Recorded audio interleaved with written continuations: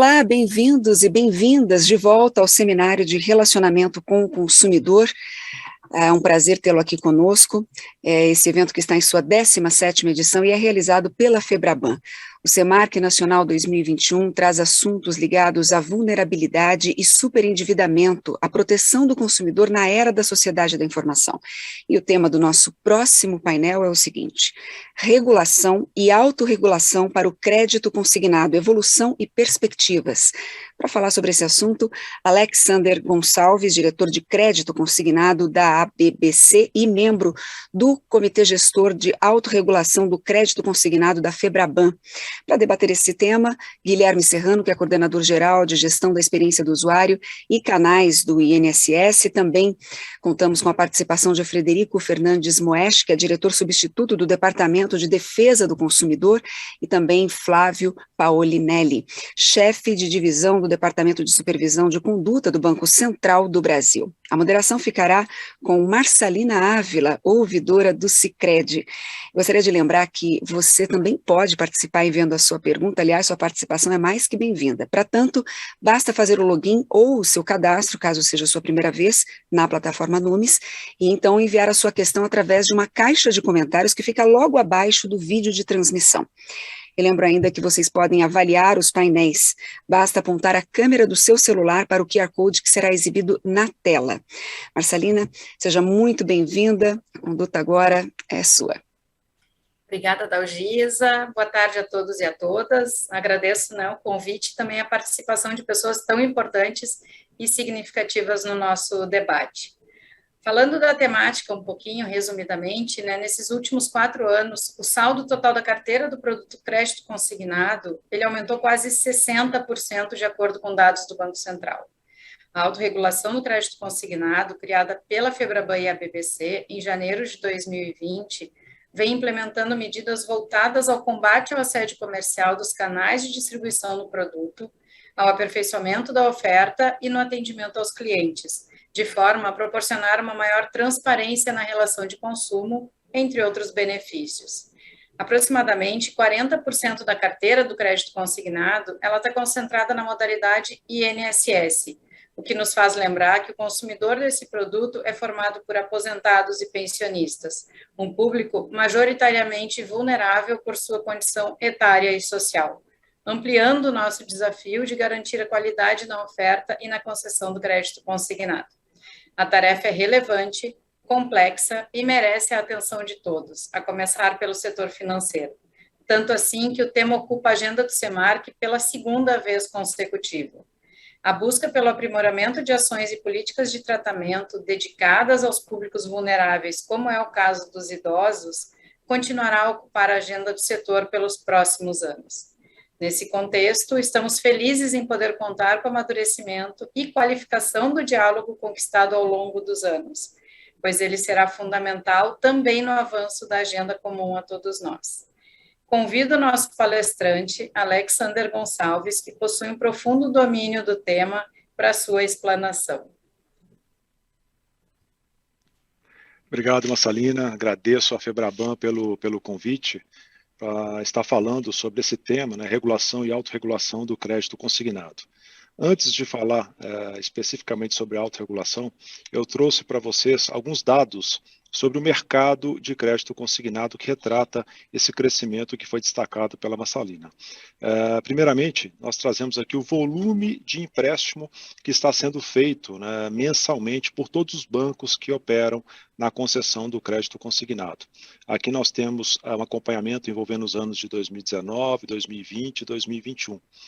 Vocês podem ver pelo slide que no ano de 2021 nós alcançamos de janeiro a outubro 199 bilhões, aproximadamente 200 bilhões de reais emprestados por todos os bancos que operam o crédito consignado, ou seja, nós estamos falando numa média de 20 bilhões de reais por mês emprestados nesta modalidade.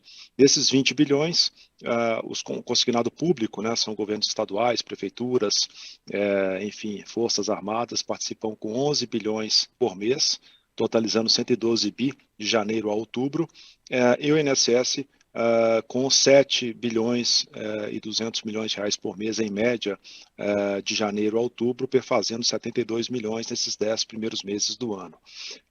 Quando a gente olha a carteira, se me permitem, só um dado importante ainda sobre as concessões, de acordo com números da Dataprev e também do Banco Central, nós estimamos um total de aproximadamente 35 milhões de operações que serão feitas no ano de 2021 de crédito consignado, especificamente de empréstimo consignado, ou seja, uma média que se aproxima de 3 milhões de operações por mês, né? Então, um volume muito grande, muitas operações de ticket pequeno, atendendo um público predominantemente de baixa renda. Olhando a carteira, o crédito consignado já supera 500 bilhões de reais, né, dado divulgado pelo Banco Central, posição de 31 de outubro desse ano de 2021, superando as demais linhas de crédito para a pessoa física com recursos livres. Do total dessas modalidades, o consignado participa com 35%, seguido do cartão de crédito com 23%, financiamento de veículos com 17%, e crédito pessoal com 14%, o que reforça a importância da linha para o consumidor, a importância da linha para a economia do país. Nós realizamos uma pesquisa no primeiro semestre do ano passado, junto ao público de aposentados e pensionistas do INSS, perguntando a ele qual a destinação que ele dava para o dinheiro que ele toma emprestado no crédito consignado. Vocês poderão ver que o somatório dos percentuais ele supera 100%, porque o aposentado pôde responder mais de uma destinação, mas fica muito claro que a grande maioria destina esse recurso para o pagamento de dívidas, todo o recurso ou parte do recurso para pagamento de dívidas, muitas delas dívidas mais caras, né? Muitas vezes ele entra no rotativo do cartão de crédito, não consegue sair, ele está lá no cheque especial também com taxas bem mais elevadas, ou mesmo no crédito pessoal. 21% destinam para a saúde, que ganha ainda mais relevância no momento que nós estamos vivendo agora, 19% para a reforma do imóvel, e aqui vale uma explicação que não é uma reforma grande do imóvel. Como é um público de baixa renda, muitas vezes é a janela da casa que quebrou, é a maçaneta da porta, né, que emperrou, não está funcionando, uma chave que quebrou lá dentro, um banheiro que está entupido, enfim. São pequenas reformas não previstas ali no orçamento do aposentado pensionista, ele muitas vezes recorre ao crédito consignado para fazer frente a essa demanda. 17% para pagar contas do dia a dia, uma conta de água, luz, telefone que ficou para trás, um aluguel, né? E também alimentos. A gente vem verificando que alimento tem aumentado o preço de maneira relevante com a inflação nos últimos meses. Então, isso demonstra, mais uma vez, a importância do consignado na vida do aposentado e do pensionista do INSS. Falando especificamente sobre a autorregulação, é uma iniciativa da FEBRABAN e da BBC. Hoje ela conta com a participação de 32 instituições financeiras que respondem por mais de 99% do mercado de crédito consignado do país. Ela tem como objetivo melhorar a qualidade da oferta, né, combatendo enfim, as reclamações, combatendo as fraudes, combatendo o assédio, e a autorregulação traz uma série de medidas punitivas, tanto para correspondentes quanto também para os próprios bancos, de maneira que a gente possa estar evoluindo nessa melhoria da prestação do serviço aos clientes do crédito consignado. A autorregulação é uma iniciativa relativamente nova, ela começou a vigorar em janeiro de 2020, então ela está comemorando agora quase 2 anos, né? E é um movimento vivo. Nós estamos constantemente promovendo aprimoramentos para que ela possa, de fato, alcançar os seus objetivos, que é melhorar a qualidade da oferta desse produto, que, como nós vimos pelos números que foram aqui colocados, que é bem importante para o consumidor, bem importante para a economia nacional. Aqui um dado interessante, um dado de junho, levantamento feito pela autorregulação, que demonstra a quantidade de correspondentes que são monitorados pela autorregulação. Nós estamos falando de mais de 73 mil empresas, né, que são monitoradas, a qualidade do serviço é acompanhada mensalmente, né, por parte da autorregulação. E nós temos empresas de todos os portes, desde correspondentes gigantes, né, com mais de 500 mil contratos ativos originados, correspondentes grandes, médios, pequenos, e observem que dessas 73 mil empresas, você tem 71 mil empresas classificadas como micro. O que isso significa? Significa que muitas vezes esse correspondente é ali um marido, uma esposa, um filho que tem uma pequena loja no interior do país, que tem uma carteira de clientes já bastante tradicional, prestando esse serviço há muitos anos, tendo dentre os seus clientes muitos que não são bancarizados, né, não tem uma conta em banco, enfim, a grande maioria dos correspondentes presta um serviço de qualidade, levando esse atendimento de bom nível para esta população de baixa renda. Trabalhando para estas empresas, nós temos mais de 400 mil CPFs certificados, e aqui a consolidação das principais certificadoras do país, que é a Febraban, a ANEPS, a CREF e a ASBAN. Então, para trazer, para poder digitar uma operação nos sistemas dos bancos, né, para poder originar uma operação de crédito, obrigatoriamente esse CPF precisa ser certificado, e hoje nós contamos com mais de 400 mil CPFs fazendo esse trabalho Brasil afora. Aqui são as principais medidas da autorregulação, lembrando a todos. A primeira delas é o Não Me Perturbe, que é uma plataforma onde o consumidor pode registrar o seu telefone, e aí nem bancos, nem correspondentes podem abordar este consumidor se esse telefone estiver registrado na plataforma do Não Me Perturbe. Essa plataforma ela não veio funcionando como deveria nos últimos tempos. Isso demandou a adoção de medidas mais duras, que eu vou expor logo mais para todos vocês. Temos também a base consolidada de correspondentes, ou seja, é uma apuração feita mensalmente, onde todos os 32 bancos que participam da autorregulação encaminham para a CIP, né, que faz essa consolidação, todas as reclamações de operações originadas correspondente a correspondente. Reclamações vindas do Banco Central, do consumidor.gov, do Reclame Aqui, dos PROCONs, também ações judiciais. E a CIP ela faz essa consolidação, colocando no denominador o total de contratos ativos originados por um determinado correspondente e no numerador o somatório das reclamações ocorridas naquele determinado mês. E toda empresa que supera o índice de 0,06%, ela recebe uma medida administrativa, uma punição por não estar dentro do parâmetro de qualidade exigido pela autorregulação. Temos também uma avaliação anual, feita por uma consultoria independente. Nos últimos anos, a Ernst Young prestou esse serviço, e nesta consultoria são avaliados os principais correspondentes do país, verificando aspectos relativos à governança, à tecnologia, também à gestão de dados, à adequação à LGPD, e também gera conformidade ou não conformidade, a depender dos resultados da avaliação feita anualmente. Tem questões relativas à remuneração do correspondente, não remunerar portabilidades de operações que não tenham pelo menos 360 dias de existência, justamente para poder evitar o assédio sobre os clientes do crédito consignado. Mais recentemente também nós implementamos novas regras específicas para o cartão consignado, tendo como base um estudo feito pela Senacom, que apontou uma série de necessidades de melhoria no produto cartão consignado que foram endereçadas via autorregulação. Chamo a atenção, como exemplo, a proibição da contratação por telefone, que gerava um volume grande de reclamações. Então, essas são as principais medidas. Eu também trouxe para vocês as punições. Como eu disse, o correspondente ele passa por uma avaliação mensal e também por uma avaliação anual feita pela Ernst Young.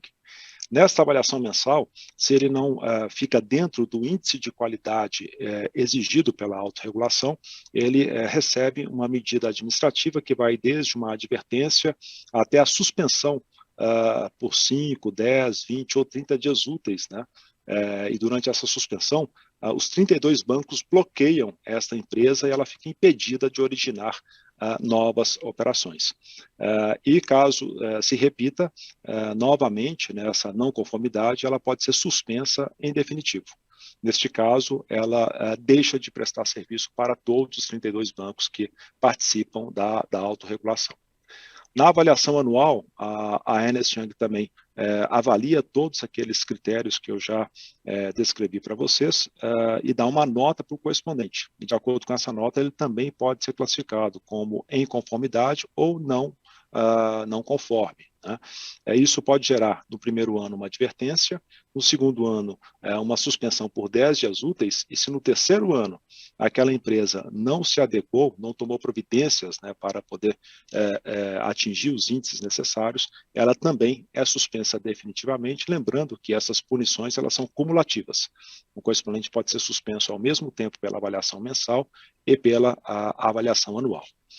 E nós, bancos, também temos a previsão de punição, caso o banco não cumpra a autorregulação, ele pode receber uma advertência, pode receber uma multa que varia de acordo com o porte da instituição financeira e pode culminar com a exclusão do sistema de autorregulação mediante comunicação ao Banco Central, ao Senacom, ao INSS e outros órgãos voltados para a proteção do consumidor. Então, essas são as punições. Como eu disse, a autorregulação é algo vivo, né? Ela vem recebendo aprimoramentos ao longo da sua existência, e aqui eu destaco 3 aprimoramentos bem relevantes. O primeiro deles é a qualidade das contratações.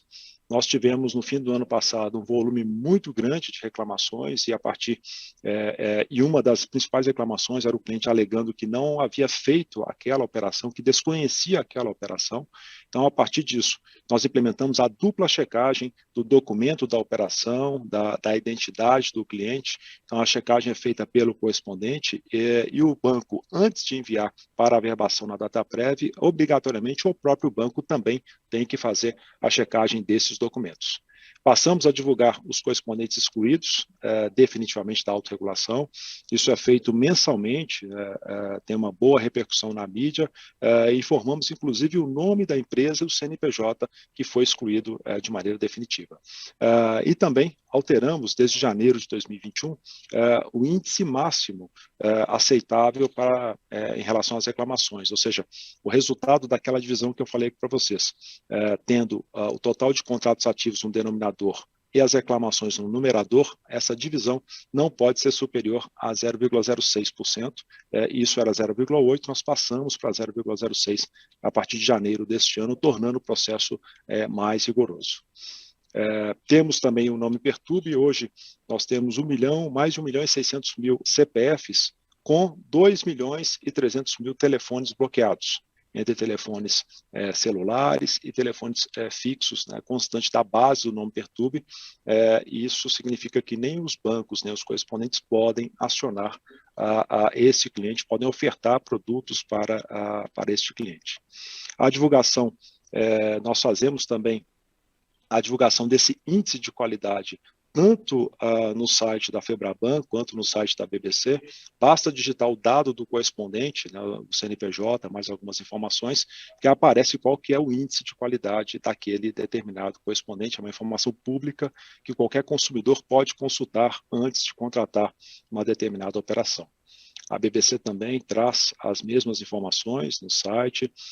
Também aqui no site da Central de Registros de Certificados Profissionais, o consumidor pode checar se aquele CPF de fato é um CPF certificado e está apto a ofertar o crédito consignado. Aqui nós trouxemos a quantidade de medidas administrativas aplicadas no decorrer da vida da autorregulação, agrupamos aqui por trimestre. Vocês podem observar que ela começou em 2020, né?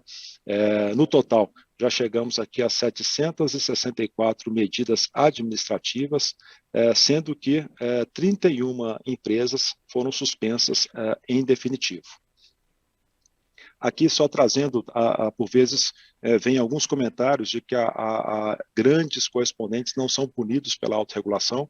Nós trouxemos a posição de junho das medidas administrativas aplicadas até aquele momento, e você observa que, percentualmente falando, os grandes correspondentes, 20% deles, 21% deles já receberam algum tipo de medida administrativa, os grandes, 22% já receberam também, dos médios, 10%, dos pequenos, 11%, ou seja, as medidas estão sendo aplicadas independentemente do porte do correspondente. Se a qualidade exigida não é apresentada, estamos sim aplicando medidas contra essas empresas, que vão desde da advertência, conforme eu falei, suspensão por dias, né, que ele não pode atuar, podendo chegar, inclusive, à suspensão em definitivo da atuação no mercado de crédito consignado.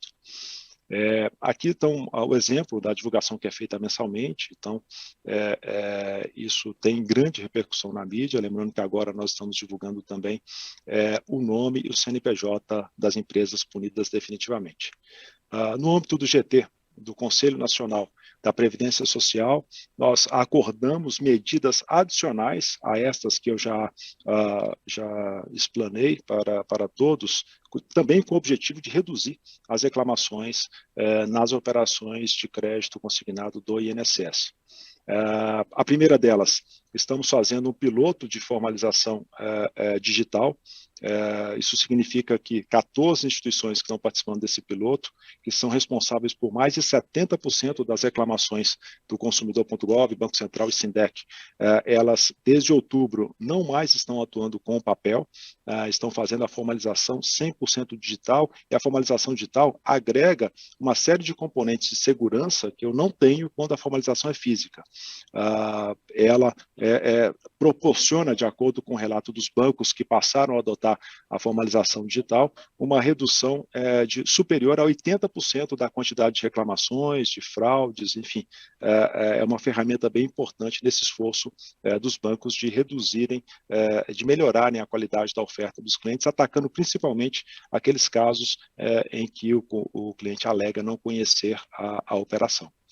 O Não Me Perturbe, nós bloqueamos esses CPFs que têm o número cadastrado no Não Me Perturbe, nós proibimos os correspondentes de fazer a operação de crédito com esses CPFs.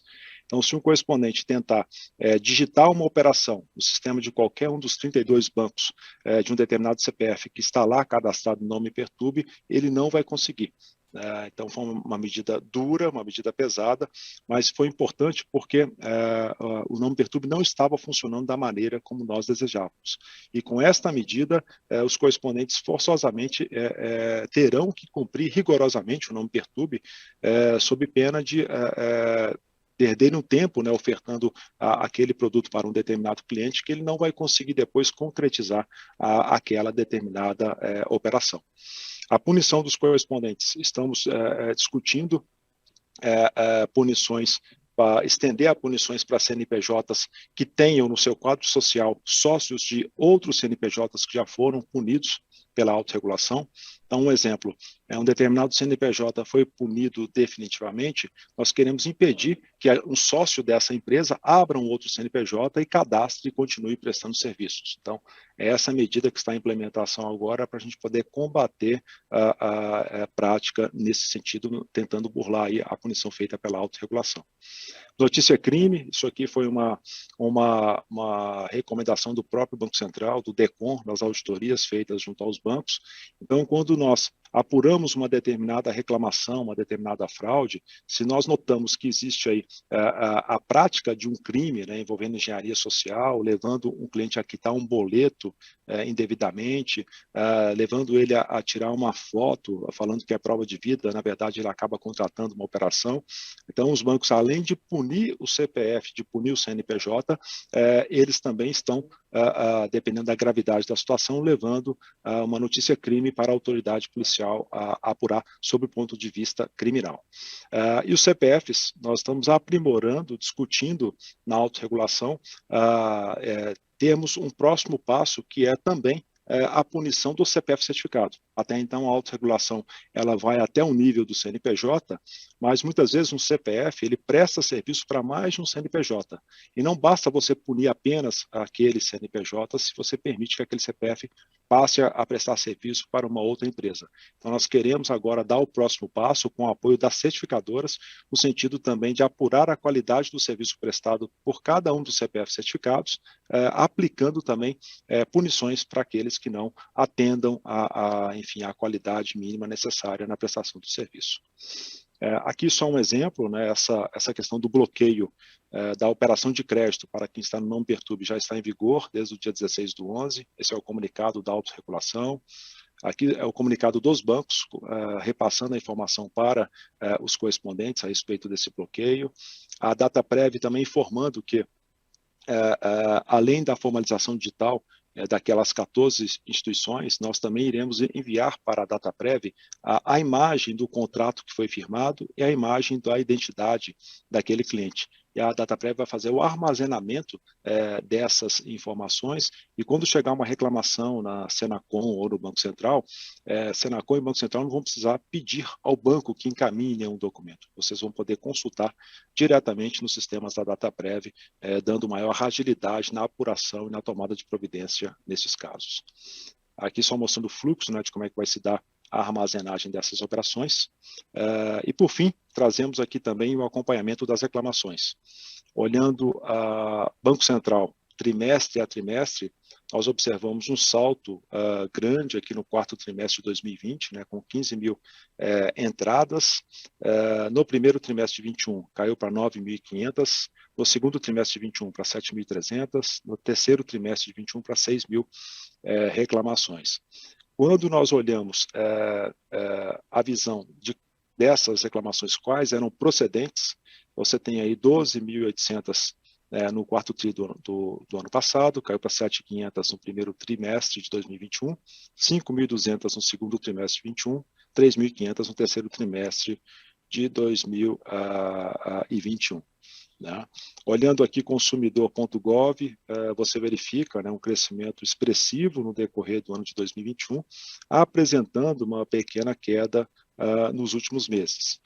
Ou seja, claramente a quantidade de reclamações desse produto está num patamar que nós não nos deixa confortáveis, né? Nós estamos insatisfeitos. Mas a mensagem principal que eu gostaria de passar para vocês é que nós, bancos, não estamos poupando esforços na adoção dessas medidas adicionais, que são medidas duras, e nós temos grande confiança que elas farão com que esta redução, pequena redução que começa a aparecer nos números, ela se torne mais relevante, a gente traga para baixo esse número de reclamações, passando, sim, a atingir o objetivo da autorregulação, que é justamente melhorar a qualidade da oferta para esse público. Lembrando sempre a importância do crédito consignado. Conforme eu falei, é uma linha de crédito que, por ser descontada em folha, apresenta uma das taxas mais baixas do mercado. Ela é voltada para um público de baixa renda, no caso do INSS, predominantemente quem ganha de 1 a 2 salários mínimos, ofertando crédito para muitos deles que são negativados, que não teriam uma outra opção de crédito tão barata como essa não fosse o crédito consignado. Bom, com isso eu concluo a minha apresentação, Massalina, e fico aí à disposição para perguntas, né, da nossa audiência. Ótimo, obrigada, Alex, foi excelente. Sempre que trazemos números, né, concretiza melhor o que a gente está falando. Aquela informação que as instituições financeiras signatárias da autorregulação, elas detêm 99% da carteira do consignado, ela é excelente porque a transparência é fundamental, né? A gente tem trabalhado bastante na questão da transparência. Alex, como tu trouxeste na apresentação, a autorregulação ela já vem trabalhando nas novas medidas de aperfeiçoamento. Se tu puder falar um pouquinho mais sobre as implementações das medidas, né? Na verdade, qual é o grau de dificuldade para essa implementação, quais são os órgãos e quais são os agentes envolvidos para que tudo isso possa ser implementado? Perfeito, Massalina. Bom, em relação àquele piloto, né, das 14 instituições que já estão trabalhando com 100% das operações sendo formalizadas digitalmente, ele já está em funcionamento desde o início de outubro. e nós estamos trabalhando, tanto no âmbito da FEBRABAN quanto da BBC, para que todos os bancos consigam implementar a formalização digital. Nós acreditamos bastante na formalização digital, porque ela agrega uma série de informações que permitem os bancos operar com muito mais controle, com muito mais segurança, como, por exemplo, o local onde o cliente está formalizando aquela operação. A formalização ela é por biometria facial, com prova de vida do correspondente, eu consigo ver o aparelho que está sendo usado, eu consigo ver se ele está no endereço dele ou não, eu consigo cruzar aquela face com birôs de fraudadores, enfim. Como eu disse anteriormente, a formalização digital ela não é a prova de bala, né? Você pode ainda ter a ocorrência de fraudes no processo de formalização digital. No entanto, a estatística de todos os bancos que eu converso, tanto bancos da FEBRABAN quanto bancos da BBC, é que a redução da ocorrência de reclamações, a redução da ocorrência de fraudes, quando o banco passa a adotar o processo 100% digital, é superior a 80%. Então, essa é uma das principais bandeiras que nós estamos levando, né, de tentar acabar com o papel no processo de contratação do crédito consignado, e eu tenho certeza que isso vai agregar bastante segurança. O serviço de armazenagem dos contratos já está em funcionamento, os bancos estão concluindo o ajuste nos sistemas para poder alimentar a DataPrev com a imagem dos contratos que foram celebrados. O bloqueio dos CPFs para que correspondentes não possam fazer operações com aqueles CPFs que constam do nome Perturbe já está em vigor. Ou seja, isso também não tem isso já foi implementado desde o dia 16/11, ou seja, são todas medidas duras, importantes, e nós estamos muito confiantes que elas trarão um resultado relevante nessa nossa grande luta de fazer com que a quantidade de reclamações reduza, fazer com que a oferta do crédito consignado atinja o patamar de qualidade necessário. Com certeza, né, Alex? E todos ganham, né? O sistema, os bancos e os consumidores. Eu gostaria de também trazer para o debate, né, convidar, nós temos o Guilherme. Guilherme, se puder comentar um pouco conosco, super bem-vindo, né, Guilherme? O protocolo de intenções que foi firmado entre a FEBRABAN e o INSS, né? Um assunto bastante importante também nesse painel. Bom, boa tarde, primeiramente a todos. É um prazer poder participar desse fórum, mas também não vejo como o INSS não participar, né? Acho que o Alex colocou muito bem aí a questão do tamanho do INSS, da representatividade, né, dos aposentados do INSS nos contratos de consignado, né? São mais de 30 milhões de contratos ativos que nós temos hoje. Isso é equivalente a um repasse aí de mais ou menos 4,8 bilhões por mês, né, de reais. Então, é uma movimentação bem significativa. Há um tempo, né, o INSS, em conjunto aí com a FEBRABAN, né, tem tentado mitigar, diminuir, reduzir essas situações de fraudes, de contratos não solicitados, de reclamações feitas pelos segurados, né, que ainda que seja um percentual baixo, quando a gente fala de milhões de contratos, então um percentual baixo ainda representa centenas de milhares, dezenas de milhares de pessoas que estão sendo prejudicadas, né. Então a gente, por mais que fale que é um número baixo, é 0,5%, é 0, mas são dezenas de milhares de pessoas sendo prejudicadas, e a nossa intenção, né, nosso objetivo é sempre tentar zerar, mitigar isso o máximo.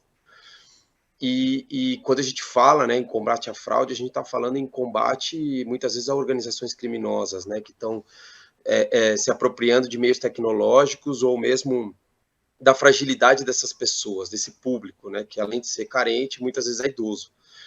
Então, quando a gente fala nesse combate, não dá para a gente dizer numa única medida, né, não existe uma única medida, uma única solução miraculosa que vai resolver, né? Então, o nosso lado aqui, o INSS tem tentado reforçar a questão do seu login, né, das suas certificações, né, da forma que a gente tem para identificar o segurado, e veio a FEBRABAN, né, e apresentou um conjunto de medidas que a gente entende ser muito positiva, né, e está bem esperançoso por esses resultados. Começou efetivamente em outubro, né, com 14 instituições financeiras, mas que já representam mais de 70% dos contratos, como o Alex colocou. São medidas que a gente entende que são rígidas, né? Você trazer essa inovação de não punir só o CNPJ, mas todos aqueles CPFs associados, para que não tenha essa situação, né, dele ficar pingando, abrindo outras empresas. A questão do não perturbe, né? Não basta apenas não ligar, também não vai conseguir contratar o empréstimo. E a questão da biometria, né? Você firmar o contrato com essa segurança da biometria, né? Utilizar a tecnologia a nosso favor, né? De firmar contratos, acabar com o papel, trazer isso para uma biometria, disponibilizar esse contrato para o cidadão. Então, com certeza, essas medidas vão reduzir significativamente esses problemas que ocorreram aí, principalmente aí ao longo de 2020 e 2021. Ótimo, Guilherme. Inclusive, a Márcia Moura, ela comentou que o crédito consignado de uma boa política de crédito passou a ser um vilão, né, em decorrência da ocorrência de fraudes. Quais as medidas que podem ser adotadas para prevenir essas ocorrências? Como que tu identifica que a gente pode adotar essas medidas para prevenir as ocorrências de fraudes?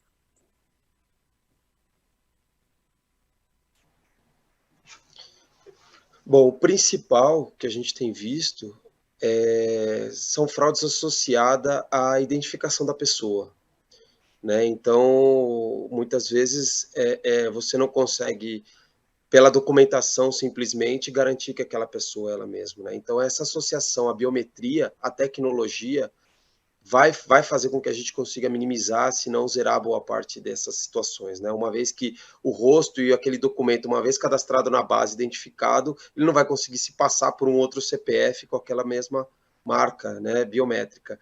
Então, como eu disse, é difícil a gente dizer que vai ter uma única solução, mas com certeza essa dos contratos serem digitais e com autenticação biométrica vai ser uma das melhores armas aí que a gente vai ter para atacar essa situação das fraudes associadas à identidade, né, a quebra de identidade da pessoa. Inclusive, o Alex trouxe na apresentação, né, Alex, essa informação como uma das medidas. Como é que tu vê, Alex, que essa digitalização das contratações pode contribuir com a qualidade dessa oferta, né? O Guilherme já trouxe bastante esse assunto, mas a gente hoje tem uma fragilidade na questão da prevenção realmente de fraudes, né? Então, o andamento disso, né? O andamento dessa medida é super importante. Como é que tu vê que a gente pode acelerar isso?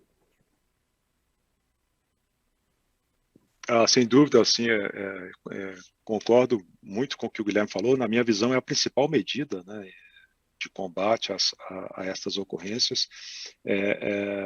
Os bancos, a grande maioria, né, já está com a sua solução de formalização digital em funcionamento. Aqueles poucos que ainda estão operando com papel, todos estão com o projeto. Eu quero crer que 2022 a gente já vai ter condição de eliminar por completo o papel e passar para a solução digital.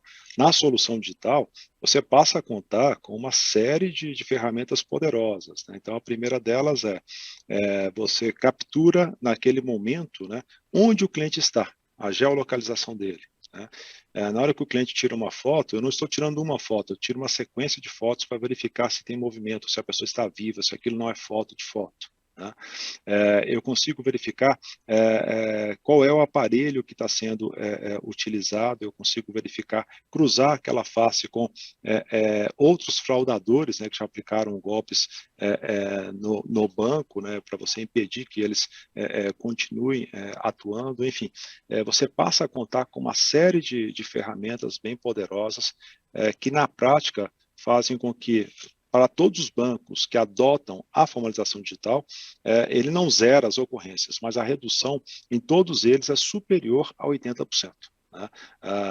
E é importante também destacar, né, Marcelina, que o que eu mostrei aqui são medidas da autorregulação, que cada banco tem também o seu programa de controle de qualidade da prestação de serviço pelos correspondentes. É o que está previsto na resolução do Banco Central, ou seja, são medidas adicionais adotadas por cada um dos bancos, né, que operam o produto, que vêm a complementar essas punições feitas aqui pela autorregulação. Então, estamos bastante confiantes, o número ainda é alto, né, de forma alguma estamos satisfeitos com esse patamar de reclamação vista hoje no crédito consignado, mas há uma confiança muito grande dos bancos de que, com essas medidas que estão sendo implementadas agora, nós iremos gradativamente reduzir essas ocorrências de reclamações, de fraudes, trazer a prestação de serviço para um patamar de qualidade que ela precisa estar. Inclusive, né, Alex, a gente, quando fala de reclamação procedente, a nossa leitura, ela é Banco Central, Procon, consumidor.gov e também ações judiciais. Então, é um cenário bastante amplo de reclamações que são procedentes que o consumidor nos traz. E o Flávio, né, Flávio, corroborando com as informações que o Alex está trazendo, a gente tem hoje uma nova resolução, né, que trata da contratação do correspondente no país. Então, as principais mudanças trazidas pela resolução 4935, Flávio do Deconto aqui também bem-vindo, né, se puder conversar conosco a respeito dessa nova resolução e como isso auxilia todo esse arcabouço. Bem-vindo, Flávio. Obrigado, Marcelina. Antes de mais nada, né, eu gostaria de dar boa tarde a Marcelina, ao Alex, Guilherme, o Frederico, né, que participam comigo nesse debate, e também aos representantes, né, das instituições financeiras e dos órgãos de defesa do consumidor, Ministério Público, Defensoria Pública e os PROCONs que nos assistem, né, e agradecer a FEBRABAN, né, em nome do Banco Central, pelo convite para a participação nesse evento, né, para tratar de um assunto que é tão caro, né, e tão importante para a sociedade brasileira, que é o crédito consignado. Antes de responder diretamente a pergunta, né, sobre as inovações, as mudanças trazidas na nova norma de correspondentes, eu gostaria de esclarecer um pouco sobre o papel que o Banco Central exerce nesse assunto que nós estamos discutindo, né, que é o crédito consignado, porque talvez isso não esteja tão claro para todos que nos assistem, né? E isso eu queria destacar que, né, ao Banco Central cabe, né, a fiscalização do cumprimento das normas do Conselho Monetário Nacional e do próprio Banco Central, né, por parte das instituições financeiras. E no caso específico da concessão do crédito, né, antes da concessão, na oferta, a preocupação quanto à prestação das informações sobre os empréstimos aos clientes, né, e após a contratação, a fiscalização no sentido de verificar se existe um título de crédito adequado, né, ou seja, um documento firmado, né, entre a instituição financeira e o cliente contendo os termos de contratação. O Banco Central, assim como demais entidades aqui participantes, ele vem atuando no monitoramento da reclamação e na adoção de ações de supervisão em situações específicas quando necessário. O tema do crédito consignado é uma das prioridades da supervisão de conduta do Banco Central e como fruto, né, do trabalho que a gente vem exercendo ao longo dos últimos anos, a gente conseguiu implementar algumas melhorias, né, junto às instituições, né, na oferta do produto, e muito embora a gente saiba que ainda existam grandes desafios, né, em relação a esse tema. No que diz respeito à regulação do Conselho Monetário Nacional e do Banco Central, o Banco Central, por meio da sua agenda BC Hashtag, né, tem avançado nas suas iniciativas sempre com a preocupação de promover a inclusão, competitividade e transparência no mercado, né? A necessidade dos consumidores de produtos e serviços financeiros receberem tratamento justo e equitativo em todos os estágios do relacionamento com as instituições financeiras, né, que devem atuar de acordo com os interesses dos clientes, tem sido tema de discussão em fóruns internacionais e objeto de recomendações, e o arcabouço regulatório do Conselho Monetário Nacional e do Banco Central do Brasil está alinhado com essas recomendações. E foi nesse contexto, né, nesse ambiente, que foi promovido, né, o aperfeiçoamento da regulação de correspondentes no país, né, com a publicação da Resolução 4935, em julho desse ano, a qual a pergunta da Marcelina fez referência. Essa norma, né, que ela entra em vigor em fevereiro de 2022, eu queria destacar dois principais pontos, né, em que ela trouxe de inovações. O primeiro seria a necessidade de aperfeiçoamento da gestão dos correspondentes pelas instituições financeiras, né? O Banco Central não faz a fiscalização diretamente dos correspondentes bancários, né? A gente faz a fiscalização das instituições para garantir que a atuação dos correspondentes esteja de acordo com as normas. E também uma segunda novidade foi a inclusão explícita da possibilidade da atuação dos correspondentes de forma digital, que é uma prática que já está crescente no setor, né? Como é do conhecimento de todos, né, o mercado financeiro ele vem passando por constantes mudanças, com o surgimento de novas tecnologias, o advento das fintechs, enfim, uma mudança muito grande nos últimos anos, né, na prestação de serviços financeiros. E no crédito consignado isso também é uma realidade, né, já é uma realidade a prestação desse serviço por meio de plataformas eletrônicas, né? Então, dada essa realidade, né, foi necessário fazer alguns aprimoramentos normativos que pudessem tornar a contratação de correspondentes pelas instituições financeiras mais aderentes a esse modelo de negócio, né? Então, além da inclusão explícita da possibilidade de contratação de correspondentes que atuem por meio de plataforma digital, foram estabelecidas medidas também para que o atendimento prestado por meio desses canais seja feito de forma adequada, né? Algumas dessas medidas que eu posso citar são a própria necessidade da plataforma ter uma qualificação técnica mínima, né, que permita a oferta de produtos, serviços adequados às necessidades, interesses e objetivos dos clientes, né? A necessidade de ter uma prestação de informações necessárias à livre escolha e tomada de decisões, e uma linguagem clara e adequada à natureza e complexidade das operações. Isso deve ser observado nessas plataformas eletrônicas, né? Então, esses requisitos que já estavam presentes na oferta do meio presencial, isso também deve ser observado por meio dos canais digitais. Adicionalmente, o correspondente que atue por meio de uma plataforma eletrônica, ele também vai precisar indicar uma pessoa natural que seja responsável por essa plataforma eletrônica, e essa pessoa deve estar apta em exame de certificação, que o Alex até mencionou agora há pouco, né, que aborde, no mínimo, os aspectos técnicos de operações, regulamentação aplicável, Lei Geral de Proteção de Dados Pessoais, Código de Defesa do Consumidor, ética e ouvidoria. Então, esses requisitos mínimos, né, que estão no meio presencial das pessoas que prestam atendimento a pessoas tomadoras de crédito, isso foi reproduzido também para os meios de plataforma eletrônica. Um outro ponto que eu gostaria de destacar também é que a gestão da atuação dos correspondentes pelas instituições financeiras ela ainda é considerada um tanto deficiente, né? Dado o registro de má-condutas, fraudes e baixa qualidade do atendimento por parte de alguns correspondentes contratados, muito embora o Banco Central reconheça, né, os avanços promovidos nos últimos anos pelo setor e perceba bastante valor nas iniciativas de autorregulação.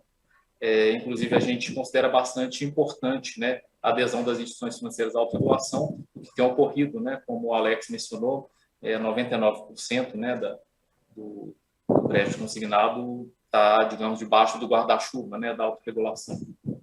De toda forma, né, a gente ainda tem desafios, né, a serem superados pelo mercado, e então a resolução também determinou que as instituições financeiras autorizadas pelo Banco Central, que mantiverem contrato de correspondentes, que elas devem instituir uma política de atuação e contratação de seus correspondentes, né, formalizada em documento específico, e essa política deve ser aprovada pelo Conselho de Administração ou pela diretoria da instituição, na ausência do Conselho, né? Essa política ela deve prever critérios exigidos, né, para a contratação, mecanismos de controle de correspondentes e regras de remuneração pela prestação de serviço. A política deve contemplar ainda medidas administrativas que a instituição contratante poderá tomar em relação aos correspondentes, subestabelecidos e agentes certificados, quando detectar irregularidades. E esse mecanismo de controle eles vão substituir o plano de controle de qualidade, que é o que existe atualmente na Resolução 3954, que vai ser revogada, né, quando entrar em vigor a nova Resolução 4935 em fevereiro de 2022. Ainda essa norma prevê uma avaliação anual por parte da auditoria interna dos mecanismos de controle de qualidade das instituições.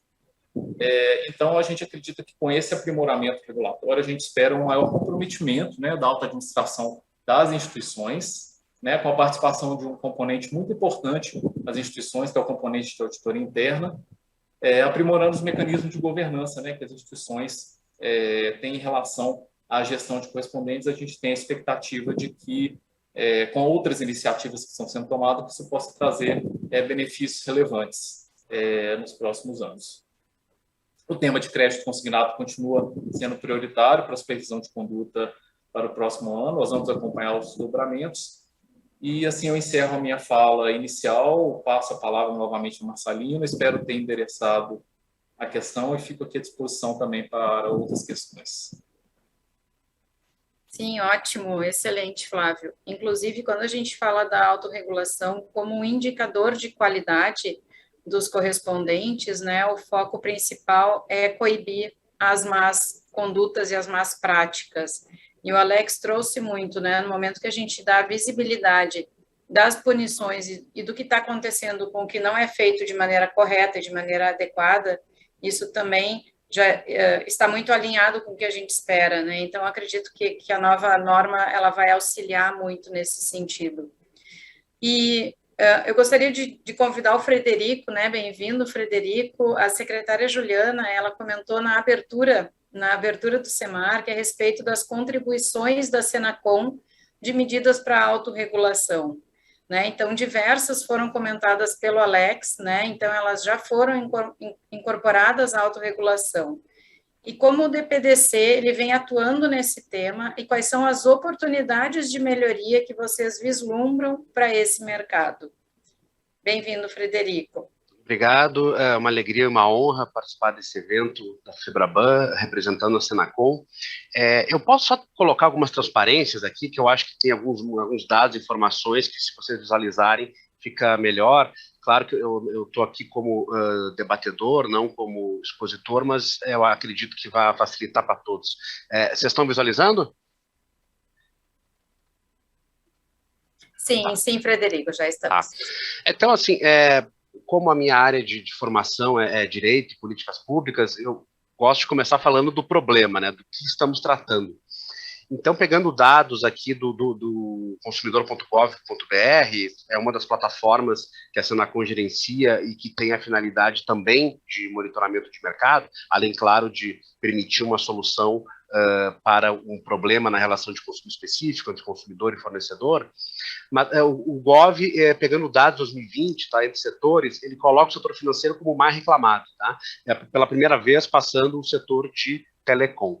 E no setor financeiro, quais são o problema do crédito consignado aparece como segundo mais reclamado, ficando atrás apenas de cartão de crédito, cartão de débito, cartão de loja, tá? Os principais problemas do setor financeiro, em linhas gerais, é a cobrança indevida, não entrega da documentação e cobrança não apenas de serviços, produtos, mas também tarifas, valores, etc. E se nós pegarmos uma evolução das reclamações referentes ao crédito consignado, a gente vê que elas não estão diminuindo, pelo contrário, elas têm aumentado bastante, tá? 2019 foram 39 mil no total, 2020 89 mil, e já nesse ano 2021 já temos um número maior, né, de 109 mil do que o ano anterior. Então, e se nós pegarmos, você tem aquela questão, bom, durante a pandemia, talvez houve uma certa migração de reclamações, né, do SINDEC, que é o sistema que a Senacom gerencia, é alimentado pelos PROCONs, portanto, ele é baseado em atendimentos de consumidores nos PROCONs. Como muitos PROCONs tiveram que suspender atividades presenciais por um bom período durante a pandemia, houve talvez aí uma certa migração, né? Agora, a questão é que no SINDEC também houve um aumento de reclamações, tá? Novamente, o ano de 2021, no mês de outubro, já temos aí números mais elevados, bastante mais elevados do que nos anos anteriores. Então, nós temos claramente, no âmbito da defesa do consumidor, nós temos um problema com o crédito consignado, tá? Reclamações dos consumidores, muitas reclamações, e as reclamações continuam crescendo. Então, o que a Senacom tem feito para fazer frente a esse problema, que é um problema complexo, não é um problema simples, não existe uma bala de prata para resolvê-lo, são necessárias diversas iniciativas por meio de diferentes instrumentos de política pública para fazer frente a esse problema. Então, que ações a Senacom tem adotado? Educação financeira dos consumidores, ou seja, cursos na Escola Nacional de Defesa do Consumidor, iniciativas coordenadas também pelo Fórum de Educação Financeira, que congrega uma série de atores, inclusive governamentais, Ministério da Economia, Banco Central, Ministério da Educação, CVM. Então, é importante que muitas vezes o problema nós identificamos que o consumidor ele está reclamando de algo que ou ele não tem direito, ou, na verdade, se trata de um planejamento inadequado que ele mesmo fez para gerir as suas contas. Tá? Então, isso é uma parte do problema. Outra iniciativa importante da Senacom, monitoramento de mercado.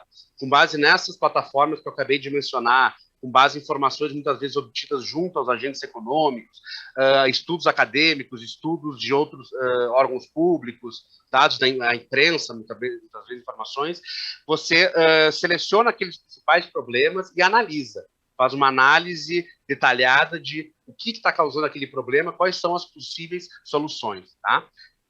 E aí, com base nesse trabalho, muitas vezes são feitas ações de advocacia normativa, propostas de políticas públicas, elaboração e revisão de atos normativos. E aqui nós estamos falando tanto de legislação, de projetos de lei, como foi recentemente alterado o Código de Defesa do Consumidor pela chamada Lei do Superendividamento. Eu vi que teve um painel específico sobre esse tema, então eu não vou entrar em detalhes. Muitas vezes são atos de órgãos e entidades reguladoras. Já fizemos sugestões para o Banco Central, inclusive gostaria aqui de saudar o Banco Central, o Conselho Monetário Nacional, por essa nova resolução sobre os correspondentes bancários. Tá? Identificamos avanços muito importantes nessa resolução e estamos à disposição aí para acompanhar a sua implementação, para que realmente os objetivos traçados quando da elaboração possam ser alcançados. E também a autorregulação. Nós acreditamos, sim, que a autorregulação ela tem um papel importante diante das limitações do governo, limitações de recursos financeiros, orçamentários, institucionais, organizacionais, de recursos humanos. A regulação estatal ela pode sim, ser complementada por mecanismos de corregulação e de autorregulação. Tá? Então, a iniciativa do setor financeiro, por meio da FEBRABAN, da BBC, de fazer esse mecanismo de autorregulação é muito importante. A Senacom tanto acredita nesse mecanismo, que ele pode auxiliar no enfrentamento do problema, como diversas vezes já fez sugestões de como de avanços nesse mecanismo. Por exemplo, em relação a um produto, o cartão de crédito consignado, a Senacom fez uma série de sugestões, algumas foram acatadas. Com relação ao crédito consignado, de modo geral, nós vemos com muito bons olhos as iniciativas com o uso de tecnologias, especialmente porque o problema do crédito consignado, muitas vezes o que acontece é uma fraude, né? Ou seja, o consumidor ele não solicita o empréstimo e é surpreendido, olha, o dinheiro cai na conta, né? Ou na sua conta ou na conta de terceiro, né? Então, para esse problema de fraude especial, nós acreditamos que as tecnologias elas têm um papel muito importante. Então, já vimos muitas vezes apresentações, né, do Alexander, de outras pessoas envolvidas na BBC, na FEBRABAN, sobre como a tecnologia tem sido usada, né? Reconhecimento facial, você fazer procedimentos para que a pessoa tenha o seu consentimento ele ser dado com auxílio de tecnologias. Então, nós vemos com muito bons olhos. Claro que não vai resolver todos os problemas, sabemos que não, como eu disse, não há uma bala de prata, mas nós vemos que você tem consumidores, a gente vê uma série de discussões aqui, por exemplo, nós discutimos no âmbito do Conselho Nacional de Defesa do Consumidor uma proposta aí de ajustes na regulamentação do SAC, do Serviço de Atendimento ao Consumidor, né?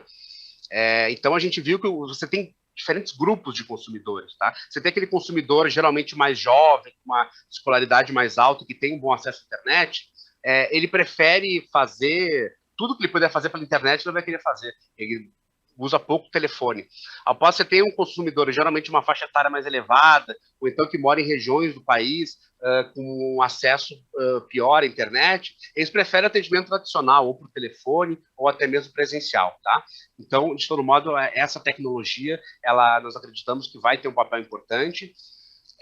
E a gente vê que as sugestões que nós fizemos também dizem respeito a mecanismos, aos incentivos, né, para os correspondentes bancários, que fazem um papel importante, estão na ponta, estão no contato direto com o consumidor, ofertando produtos, e o crédito consignado é um produto importante, é um produto que, justamente para ele ser lastreado numa renda que o consumidor recebe periodicamente, seja a aposentadoria, a pensão, a própria remuneração no serviço público, ele é um produto mais barato, né? Então é um produto muito interessante, é uma ideia, né, a concepção do produto é muito boa, mas claro que ele acabou sendo utilizado em alguns momentos de maneira indevida. Então o importante é trazer, né, ter medidas que dêem os incentivos adequados para os atores.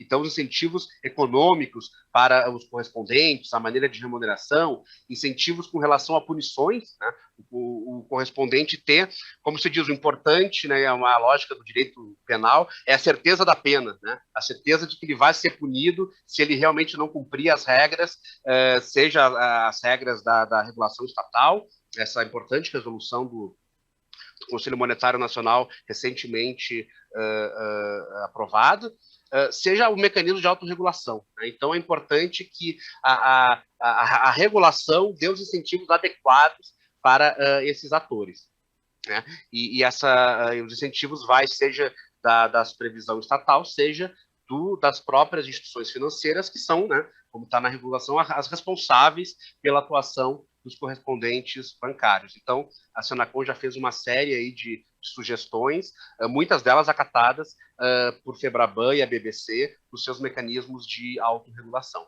E também, quando necessário, a Senacom impôs sanções, né? Tivemos aí algumas sanções referentes a empréstimo consignado, muito por conta de fraudes, de uso indevido de dados pessoais.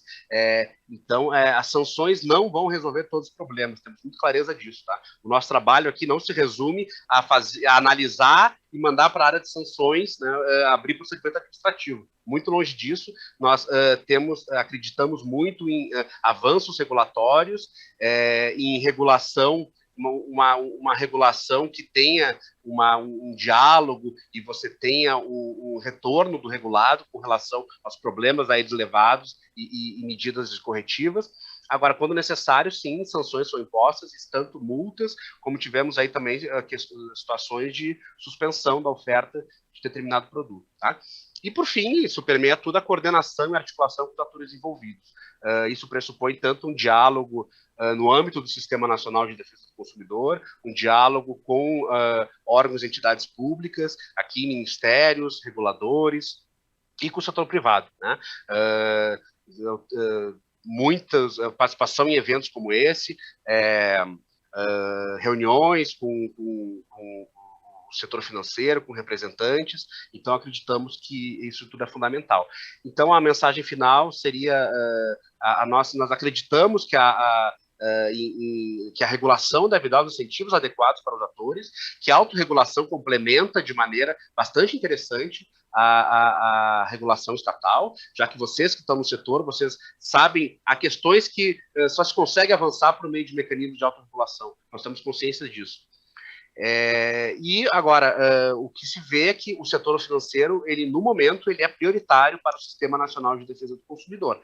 Por quê? Porque ele é prioritário para o consumidor, né? As demandas de consumidores junto ao consumidor.gov.br, junto aos PROCONs, as reclamações demonstram que esse setor é importantíssimo e são necessários, sim, avanços. A gente sabe que algumas medidas adotadas, seja uma lei, a lei do superendividamento, leva um tempo de maturação, né, para uma interpretação sobre a sua aplicação se consolidar, ela ser conhecida pelos atores, leva um tempo. Medidas adotadas no âmbito da autorregulação, nós temos consciência também que muitas levam tempo. De todo modo, os dados que eu demonstrei antes demonstram que é fundamental identificar o que está causando essas reclamações dos consumidores e propor alternativas de soluções para elas, né? Então, finalizando, eu agradeço o convite para participar do evento. Um evento como esse, por si só, evidentemente, não resolve o problema, né? Outros eventos como esse são importantes. Muito obrigado. Com certeza, né, Frederico? Principalmente a nossa preocupação em aumentar a proteção, né? E, infelizmente, a gente já está se encaminhando para as considerações finais. É um tema realmente que nos faz querer falar bastante, né, sobre isso. Nos é um tema caro e bastante importante. Eu gostaria de chamar o Guilherme para as considerações finais. Guilherme, poderia finalizar conosco a última palavra do nosso painel. Boa tarde, mais uma vez. Bom, só agradecer mesmo a participação, né? É um fórum importante, é importante a gente ter essa discussão, né? Essas apresentações com o consumidor, no nosso caso, o segurado. É importante mostrar que tanto a FEBRABAN quanto o INSS, Banco Central, Senacom, né, todos estão envolvidos aí, estão atentos, né, a essa demanda, a essa situação de combate à fraude e prevenção de empréstimos. E agradecer aí esse fórum, essa participação, e o INSS está à disposição aí para o que precisar. Fundamental a parceria, né, Guilherme? Ainda mais quando a gente fala do nosso público vulnerável, né, majoritariamente o nosso público idoso, quando fala de crédito consignado. Muito obrigada pela participação, super importante. Flávio, eu gostaria de conversar contigo e saber, como o Frederico trouxe, né, nos casos de fraude comprovada, hoje, como o Banco Central atua, e se tem alguma punição que é aplicada, e se o Banco Central ele chega a divulgar as sanções aplicadas. E aí a gente já se encaminha também para as considerações finais. Te agradeço a participação. As questões relativas à fraude são tratadas aí dentro do escopo do risco cibernético, né, e na esfera prudencial, né. Realmente, até o próximo painel vai se dedicar a tratar especificamente dessa questão, e a depender da situação que se configurar com as instituições, se houver materialidade e, enfim, se a questão se configurar como uma irregularidade do ponto de vista do arcabouço normativo do Conselho Monetário Nacional do Banco Central do Brasil, poderá, sim, ser instaurado o processo administrativo sancionador, a depender do caso concreto, né? Então, essa é uma possibilidade que existe de fato. Bom, as minhas considerações finais, eu gostaria de lembrar, né, que a questão do crédito consignado é um problema complexo, né, como já comentado por todos, né, ela demanda a cooperação de diversos atores, né, tanto privados quanto governamentais. Eu queria reforçar aqui o compromisso do Banco Central em relação a esse assunto, né, e a prioridade que essa questão tem na nossa supervisão de conduta. E não existe, né, uma solução simples, né, para resolver esse problema, né. A linha de crédito é muito importante, né, para várias pessoas, né, e as evoluções na oferta e na contratação, com o uso de tecnologia e na qualidade no atendimento transparente e justo aos consumidores devem continuar a ser o objetivo de todos, né, e certamente o Banco Central também persegue esses valores. Agradeço mais uma vez pela participação. Excelente. A questão de aliar a tecnologia a boas práticas, né, ela também esteve na fala de todos os participantes, e é um caminho cada vez mais rápido que nós estamos galgando. Então, a gente também busca, né, queremos que todos trabalhem de forma correta e conquistem cada vez o espaço. E eu convido o Alex, o nosso painelista, né, e Alex, a Márcia Moro, ela nos lembrou da vulnerabilidade dos idosos, né, como foi citado também na tua apresentação, dos idosos aposentados, E ela também comentou que, por vezes, os dados dessas pessoas estão em poder de terceiros, né? A gente sabe que isso é uma realidade. Como nós podemos proteger esses consumidores nas hipóteses de contratação não reconhecida, né? Então, é possível a gente criar esteiras mais céleres de rescisão contratual, além de punições, podemos ter campanhas educativas, elas podem surtir efeitos para que os consumidores não compartilhem seus dados pessoais. A gente entra também numa questão um pouco cultural, como a gente pode fortalecer, né, a questão da proteção dos dados e na proteção dos idosos, né, trazido muito bem pela Márcia Moro no painel anterior. É verdade, Marcelina. Essa questão de dados, né, ela, enfim, afeta o crédito consignado, afeta todos os negócios do país hoje em dia, né? A gente observa que isso está criando uma proporção enorme que, de fato, demanda de todos nós, né, bancos, inclusive, né, a adoção de medidas para poder conscientizar os nossos clientes, alertar dos riscos, né, de compartilhamento de informações. Então, sim, existe um papel das instituições financeiras, eu concordo, na conscientização do nosso público, né, no sentido de alertá-lo dos riscos que esse compartilhamento pode trazer em termos de operações indesejadas, uso indevido dos dados. Então, esse é um esforço muito grande que, de novo, não se resume apenas ao crédito consignado, né? É um problema grande que temos que enfrentar em todas as frentes de negócios aí que os bancos operam, e não é diferente no crédito consignado. Temos um papel a desempenhar, sim. Tá? Já vamos aqui para as considerações finais também, Marcelina? Sim, Alex, fica à vontade. A gente já está se encaminhando para o final do nosso painel. Então, eu queria aproveitar para agradecer o convite, né, para estar expondo esse tema tão relevante, tanto para o consumidor, relevante para os bancos, relevante para o país. Né? Pelos números que nós vimos, o crédito consignado tem uma importância muito grande dentro de todo este contexto. Queria lembrar mais uma vez que a autorregulação ela é viva, né?